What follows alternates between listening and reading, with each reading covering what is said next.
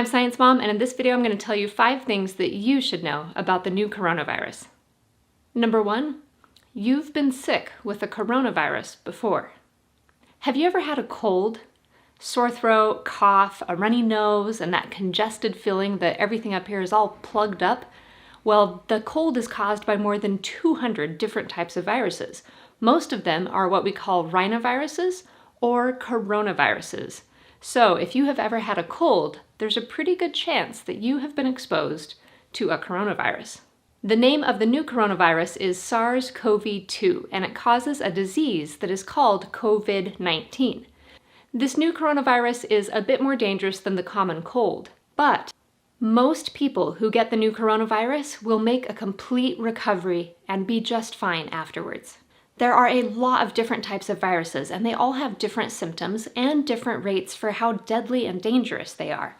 Rabies is one of the most deadly viruses we know of. It has a mortality rate of almost 100%. Ebola has a mortality rate of 50%. That means that out of the people who get infected with it, almost half of them die. COVID-19 has a mortality rate of between 1 and 2%.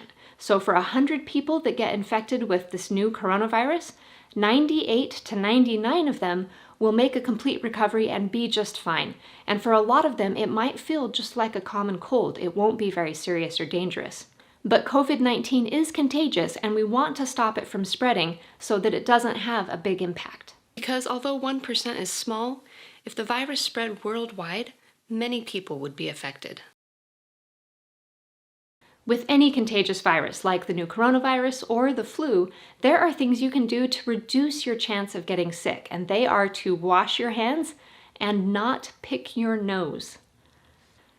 Grown-ups always say not to pick your nose, and if you're an observant kid, you've probably seen grown-ups picking their noses when they think nobody is looking. But the truth is, that's one of the easiest ways to make yourself sick.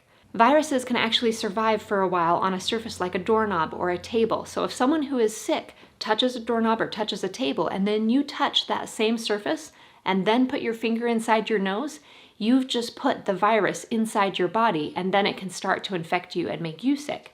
So one of the best bits of advice I can give you is to not touch your face during cold and flu season, or when there's something happening like this new coronavirus spreading around.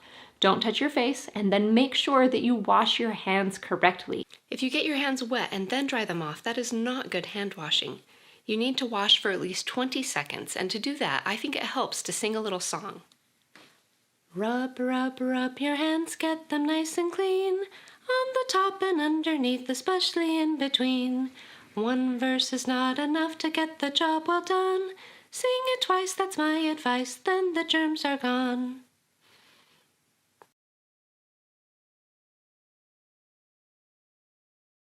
If you wash your hands before you eat, that will do a lot to prevent you from getting sick. But what if you do get sick? How can you prevent other people around you from catching that virus? Stay home when you're sick, especially if you have a fever or a clear runny nose. If you have a runny nose and a fever, that's when you are most contagious. So if you can stay home, that will really do a lot to protect other people from catching the virus that you have. And when you cough, cough into your elbow.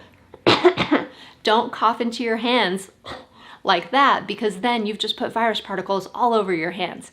Cough into your elbow, throw tissues away right after you blow your nose. Those things will make a very big difference in helping other people not to catch the germs that are making you sick. And the last fact that you should know is that this has happened before, and it will happen again.